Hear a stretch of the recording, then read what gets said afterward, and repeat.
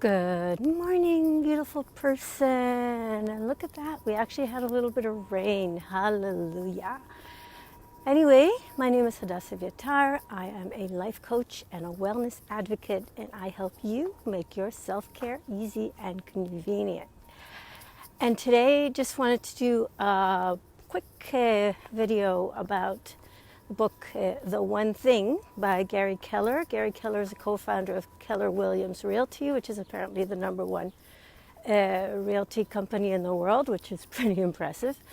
And this book is a couple years old. I've heard a lot of people refer to it and so on. And basically, on the surface, basically what it says, find one thing and focus on that and do that. And the question is, what is the one thing I can do today, this week, this month, this year, that such that if I did it, everything else would become easier or unnecessary? So it's a great question. But here's the thing. When I first read this book, which was a couple of years ago, I was like, I can't focus on one thing. And this reminded me of Marie Forleo comment in her latest book is called Everything is Figureoutable. Hey, Val, hello, nice to see you. And it's called Everything is Figureoutable, and in which she explains that she is a multi-passionate entrepreneur, and so and this is why she couldn't settle on just one thing to do. Ooh, it's getting warm now. Let's get my jacket off. There we go. And so I was very resistant to the whole idea of do one thing because I think I had the wrong idea about it. I thought that basically you have to choose one thing and never do anything else, which would be kind of sad for those of us who love lots of different things, or for those of us who are scattered in ADHD.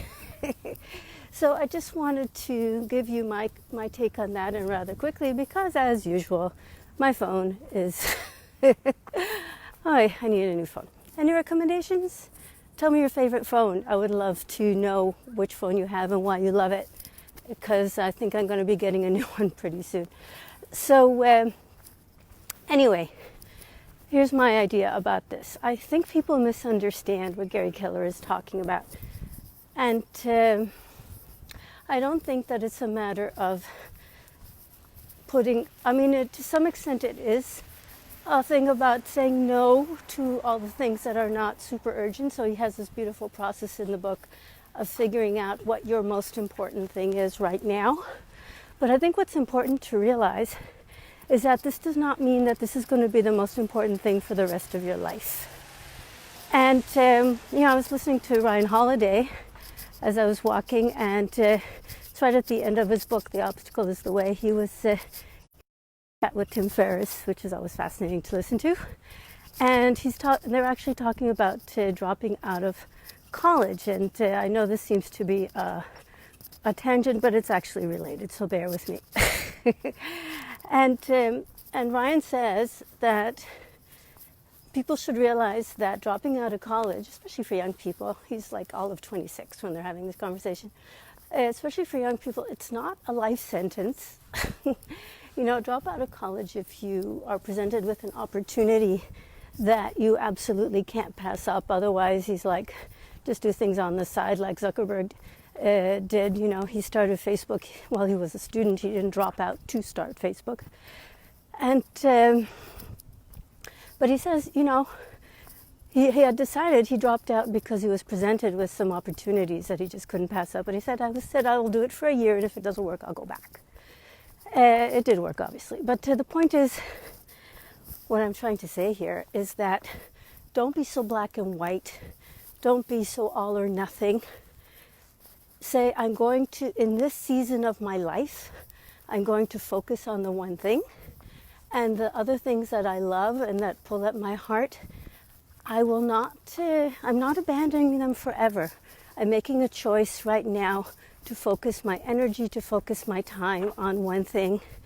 And when this season is over, when I have either achieved what I want to achieve in this particular realm, or I've decided that I don't want to do this anymore, which is a completely valid decision if you've given it your best and you just don't want to do it anymore. Once I've done that, I can move on and do other things. So it's not a reason not to focus on one thing just because you love other things as well. Because if you scatter your energy and your focus, you're going to do a lot of things badly. He talks about multitasking. He's some pretty harsh things to say about it. And it's true, I have discovered for myself, I'm a mother, so obviously I multitask. Walking and talking works, although you'll notice that when I come to where I need to cross the street, I actually stop talking briefly because I need to look both ways before I cross the street, like my mother taught me. And in order to do that properly, for a major street, not for a little one like this one, then I need to focus on one thing briefly. So that's actually a good example. You can walk and talk at the same time, but if you need to focus on one of them, like if you're walking in a potentially dangerous situation, or you want to talk about something that you really need to focus on, you stop doing the other thing. So, just a word of encouragement to you, multipreneurs, multi-passionate entrepreneurs like me, people who want to do all the things at the same time, work 2 network marketing companies at the same time, whatever it is that you want to do at the same time. And obviously you can't focus on just one thing if you have a life. I mean, like I said, I'm a mother. I can't just put my family in the closet for 6 months while I focus on my business.